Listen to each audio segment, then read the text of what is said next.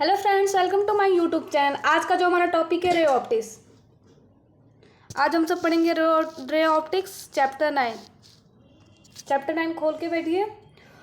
जो NCERT book होगा और फुल चैप्टर करेंगे, वन शॉट में करेंगे, ठीक है। और जितना पढ़ाया जाएगा इससे ज़्यादा एग्जाम में बिल्कुल नहीं आएगा। तो चलिए यही स्टार्ट करते हैं। सबसे फर्स्ट टॉपिक हमारा प्रकाश क्या होता है। जैसे क्वेश्चन होता है ना, अपने अपने घरों में लाइट देखा होगा। जैसे इस रूम पे लाइट जल रहा है, तो इस लाइट की वजह से हम वस्तुओं को देख पा रहे हैं। अगर बिल्कुल अंधेरा रहता है तो तब यहाँ पर जितने भी वस्तुएं हैं बिल्कुल उसको देख नहीं पाते।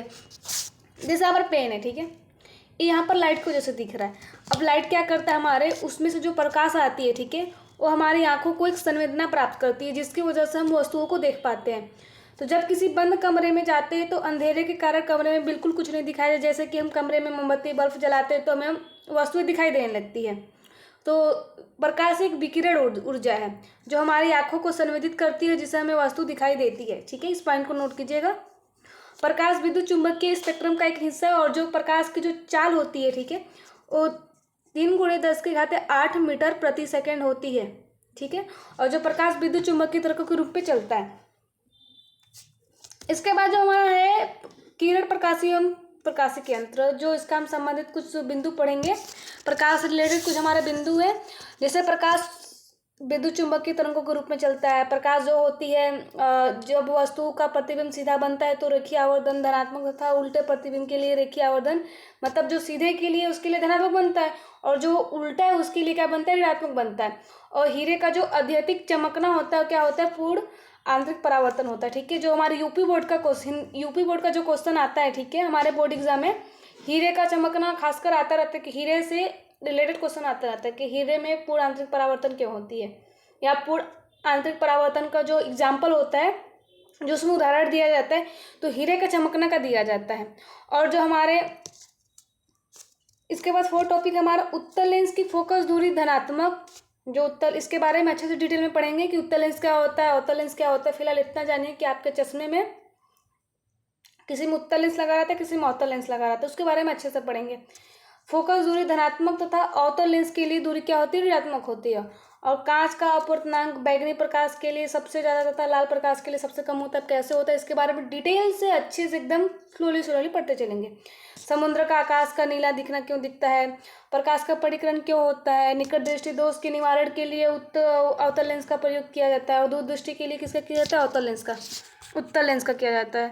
इसके बाद नेक्स्ट हमारा प्रकाश का परावर्तन। प्रकाश का परावर्तन क्या होता है, ये जो हमारा लाइन है, ठीक है, इसको मान लेंगे हम परावर्तक सतह।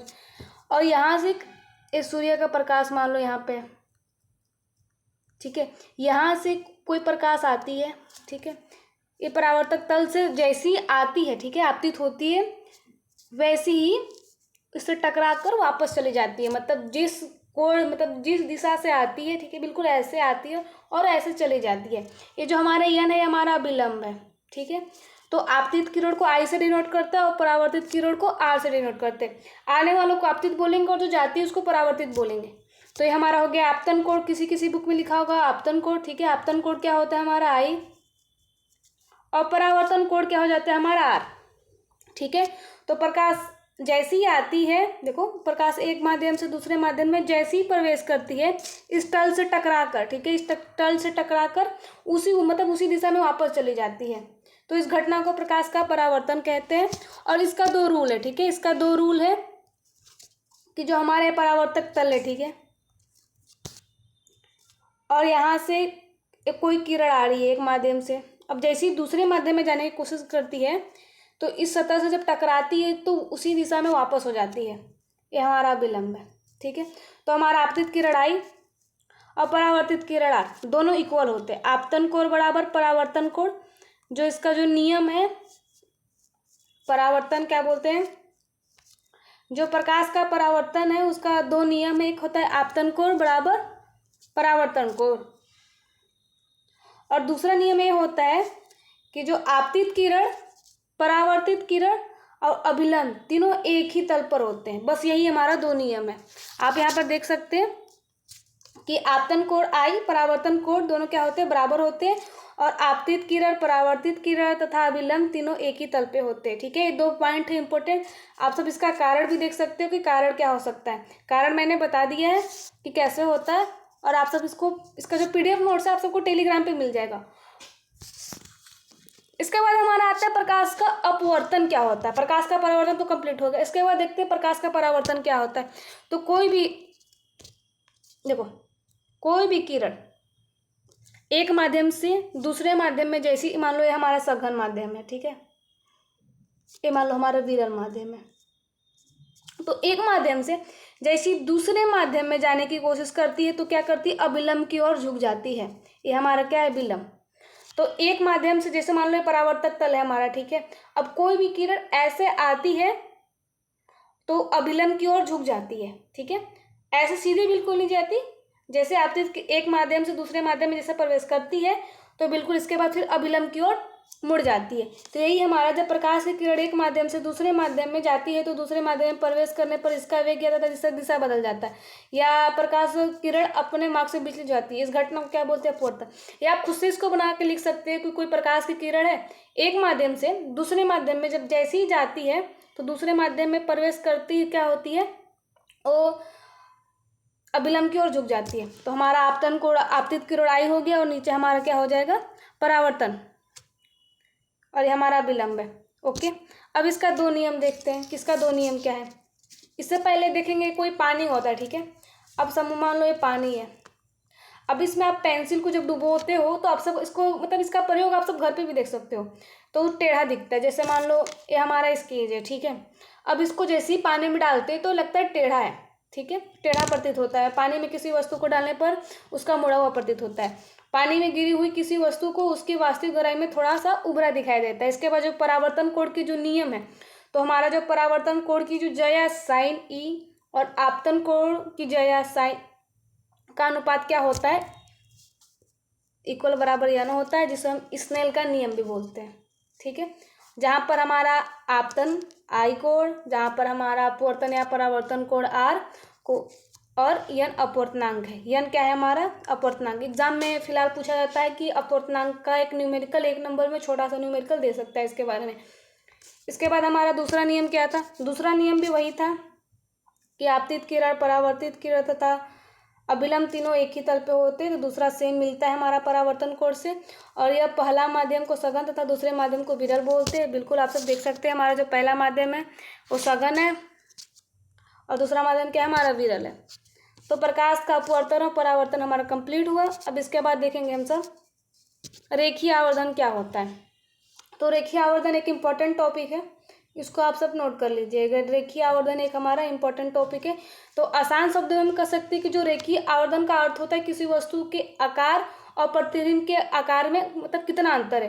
कि कोई भी वस्तु का प्रतिबिंब, जैसे आप आईना के सामने खड़े होते हो तो आपका प्रतिबिंब बिल्कुल सामने बनता है, ठीक है, और आकार में अंतर दिखाता है। जैसे रेखीय आवर्धन का परिभाषा में देख सकते हैं, लेंस व दर्पण से बनी किसी वस्तु में प्रतिबिंब की लंबाई तथा वस्तु की लंबाई के अनुपात को क्या बोलते हैं, रेखीय आवर्धन बोलते हैं। मतलब प्रतिबिंब की लंबाई और वस्तु की लंबाई के अनुपात को हम सब बोलते हैं रेखीय आवर्धन। इसको यम से डिनोट करते हैं, स्मॉल यम से इसको प्रदर्शित करते हैं। लेकिन जो रेखीय आवर्धन का होता है एक मात्रकहीन होता है, मतलब इसकी कोई राशि नहीं होती। जैसे कोई होता है ना कि कोई अदिश राशि है, जैसे हमारा वेग हो गया, वेग हमारा क्या है, सदिश राशि है। जो हमारा चाल है अदिश राशि है। विभवांतर क्या हमारा सदिश राशि है। इसका कोई मात्रक, इसका कोई यूनिट नहीं होता है, इसकी कोई क्वांटिटी नहीं होती, इसकी कोई राशि नहीं होती है। यहाँ तक क्लियर हुआ हमारा जो प्रकाश का अपवर्तन, परावर्तन, रेखीय आवर्धन। अब रेखीय आवर्धन का हम सब देखेंगे फार्मूला। एक सब नोट्स में आप सब देख सकते हैं, जब प्रतिबिंब सीधा बनता है तो रेखीय आवर्धन धनात्मक होता है। कोई प्रतिबिंब अगर सीधा बन रहा है, आप आईने के सामने खड़ा हो तो प्रतिबिंब सीधा बनता है, ठीक है, तो उसको क्या बोलते हैं, धनात्मक, पॉजिटिव बोलते हैं। और जो प्रतिबिंब का उल्टा बनता है उसको बोलते हैं ऋणात्मक। एक नवोदय का एक बुक होता है, ठीक है, नवोदय के बुक में कुछ कुछ ऐसे क्वेश्चन रहते हैं उसके चैप्टर स्टार्टिंग में कि उस आईना से देखना पड़ता है, ठीक है। अगर जो बच्चे क्या बोलते हैं नवोदय का पेपर दिए होंगे तो उन्हें अच्छे से मालूम होगा। और सेकंड था हमारा क्या था, अवतल लेंस के लिए रेखीय आवर्धन धनात्मक तथा उत्तल लेंस के लिए रेखीय आवर्धन ऋणात्मक होता है। हमारा स्टार्टिंग में ही पढ़े थे हम सब। जो रेखीय आवर्धन का फार्मूला होता है यम बराबर क्या होता है, आई ओ होता है, ठीक है, और या यम बराबर भी बट्टे यू होता है। इसका जो जिक्र होगा न्यूमेरिकल में बिल्कुल अच्छे से आएगा। जो प्रतिबिंब की लंबाई और प्रतिबिंब वस्तु की लंबाई। और नोट कर सकते हैं अगर पृथ्वी में उल्टा बनता है, ठीक है, जब पृथ्वी में कोई प्रतिबिंब उल्टा बनता है तो प्रतिदिन की लंबाई ऋणात्मक होती है, तब रेखीय आवर्धन क्या होता है, जो ये प्रतिदिन यहाँ पर प्रतिबिंब की लंबाई है, ठीक है। जो प्रतिबिंब की लंबाई होती है माइनस बी से क्या होती है, माइनस बी बटे यू। ठीक है, यहाँ तक हमारा कंप्लीट हो गया। इसके बाद आगे चलेंगे हम सब। हमारा जो टॉपिक है उत्तल दर्पण की के लिए जो हमारा रेखीय आवर्धन होता है क्या होता है। ठीक है, ये हमारा वस्तु है, ये हमारा प्रतिबिंब है, ये हमारा उत्तल दर्पण। उत्तल दर्पण मतलब ऐसे समझा करो कि उठा हुआ। ठीक है, और जो हमारा अवतल दर्पण होता है, ठीक है, वो थोड़ा सा दबा हुआ होता है। यहाँ चित्र में वस्तु का प्रतिबिंब उल्टा बन रहा है, प्रतिबिंब का उल्टा, जैसे यहाँ से देखो देख रहे हो तो प्रतिबिंब बिल्कुल यहाँ पर उल्टा बन रहा है। ठीक है, तो इस कारण की वजह, इसको क्या बोलते हैं हम सब, इस कारण प्रतिबिंब की लंबाई क्या होगी, ऋणात्मक होगी, m बराबर माइनस बी बटे यू। और गोलीय दर्पण कितने प्रकार के होते हैं, चलिए आइए गोलीय दर्पण देखते हैं। बिल्कुल इंपॉर्टेंट टॉपिक, यहाँ से बिल्कुल स्किप मत कीजिएगा। ठीक है, वीडियो को बिना स्किप किए हुए देखिए। और इसका जो जितना भी हैंड राइटिंग नोट्स है टेलीग्राम पर अपलोड हो चुके हैं, आप सब जाके देख सकते हैं। जो हमारे फिजिक्स का चैप्टर 1, चैप्टर 2, चैप्टर 3 जितने भी लाइन से लगे हुए हैं चैप्टर 4 तक का, उसका जो हैंड राइटिंग नोट्स है टेलीग्राम पे अपलोड हो चुका है, केमिस्ट्री का हो या मैथ का हो। गोलीय दर्पण क्या होता है, पहले तो देखेंगे गोलीय दर्पण। गोलीय दर्पण आपने देखा होगा, जब कांच से बनी किसी खोखले गोले को काटा जाता है तो गोलीय दर्पण का निर्माण होता है। अर्थात कांच के खोखले गोले के आधे भाग को एक सिरा चांदी या लाल ऑक्साइड से पेंट कर दिया जाता है, तो उसको क्या बोलते हैं हम सब। और जो दूसरा भाग होता है वो परावर्तक होता है। मतलब जैसे कि आईना आपने देखा होगा, पीछे क्या होता है, पेंट हुआ रहता है, किसी भी चीज़ से पेंट के उसको पेंट कर दिया जाता है लाल ऑक्साइड से। ठीक है, आपने अपने घर पे अगर आईना देखा होगा तो कभी उसको अच्छे से देखना कि उसके पीछे पेंट कर दिया जाता है लाल ऑक्साइड से। और दूसरा भाग क्या होता है, परावर्तक, जहाँ से आप सामने देखते हो। तो हमारा क्या होता है, गोलीय दर्पण। और ये दो प्रकार के होते हैं, एक हमारा अवतल दर्पण होता है, एक उत्तल दर्पण होता है। तो आइए चलिए अवतल दर्पण उत्तल दर्पण के बारे में पढ़ते हैं। तो अवतल दर्पण क्या होता है हमारा, ठीक है, ये हमारा मान लो अवतल दर्पण ठीक से बन नहीं रहा है, आप सब डायग्राम में देख सकते हैं।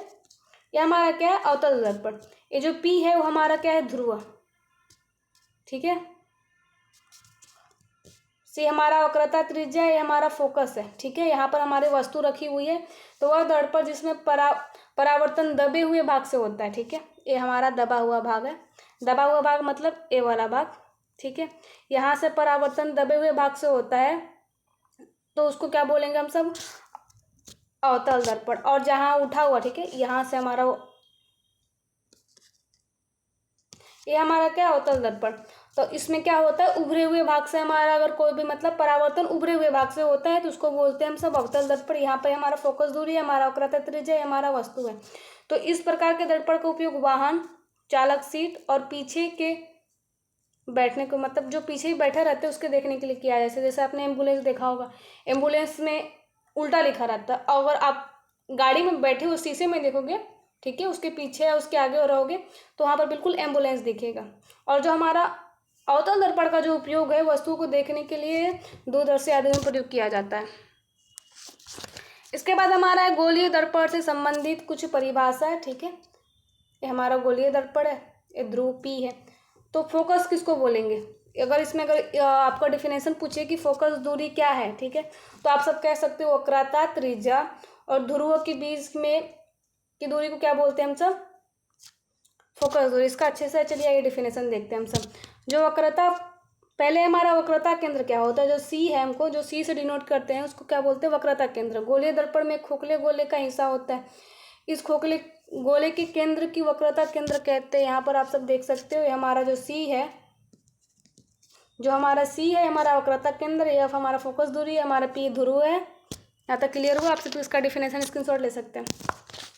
इसके बाद हमारा क्या है, क्रांति कोण, बहुत इंपॉर्टेंट टॉपिक है। क्रांति कोण क्या होता है, तो क्रांति कोण क्या होता है, यहाँ पर आप सब देख सकते हैं, जब कोई प्रकाश की किरण सघन माध्यम से आती है, ठीक है, विरल माध्यम में, मान लो हमारा सघन माध्यम है, ठीक है, ये हमारा सघन माध्यम है, हमारा विरल माध्यम है।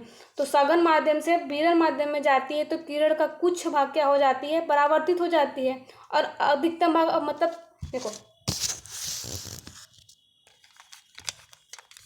कोई भी आपतित किरण बिल्कुल ऐसे आ रही है, ठीक है, कोई भी आपतित किरण ऐसे आ रही है और कुछ भाग क्या हो जा रही है, परावर्तित हो जा रही है, बिल्कुल ऐसे हो जा रही है। और जो कुछ भाग है वो क्या हो जा रही है, वो भी अपवर्तित हो जाती है। ठीक है, तो कोई चीज़ क्या हो जा रही है हमारे, पहले तो अपवर्तित हो जा रही है और विलंब से दूर हट जा रही है, और एक हमारा क्या हो जा रही है, परावर्तित हो जा रही है। तो जैसे आप चित्र में अच्छे से देख सकते हैं।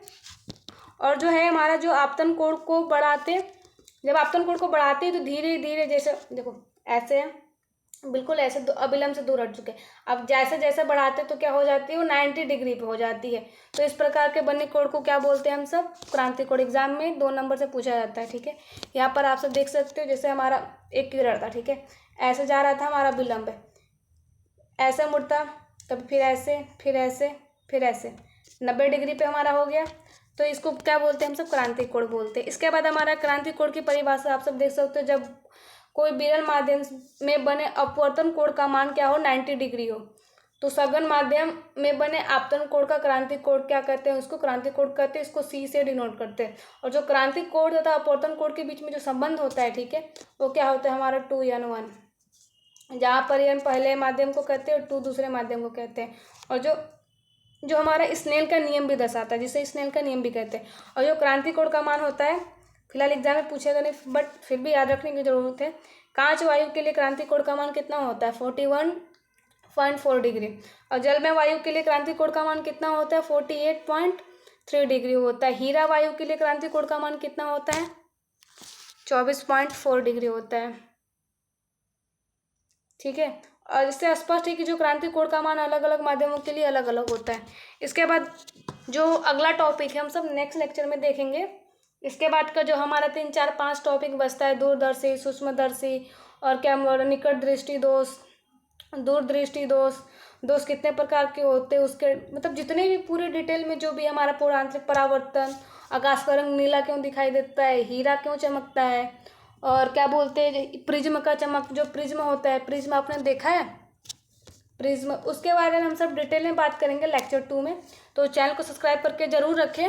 और लेक्चर 2 में हमारा जो पूरा इम्पोर्टेंट टॉपिक आने वाला है, जो हमारे एग्जाम में 99% इस चैप्टर से पूछे जाते हैं, प्रकाश का परावर्तन, जो आप सब अभी चैप्टर 9 पढ़ रहे हो, उसके बाद जो चैप्टर 12 तक कंटिन्यू है, जो हमारे इलेक्ट्रिक करंट है, ठीक है। यहाँ से यहाँ तक के चैप्टर में इतना है कि हमारा 25 तक तो पूछ ही देता है, ठीक है। आप सबको बेस भी तैयार करना है और एग्जाम के लिए भी प्रिपेयर करना है। तो यूपी बोर्ड का डेट तो आ चुका है कि एग्जाम कब होगा, इसका जो लिंक है आप सबको डिस्क्रिप्शन बॉक्स में मिल जाएगा। Thank you. और इसका जो PDF नोट्स है वो तो टेलीग्राम पे अपलोड हो चुका है, आप सब जाके देख सकते हैं। Thank you.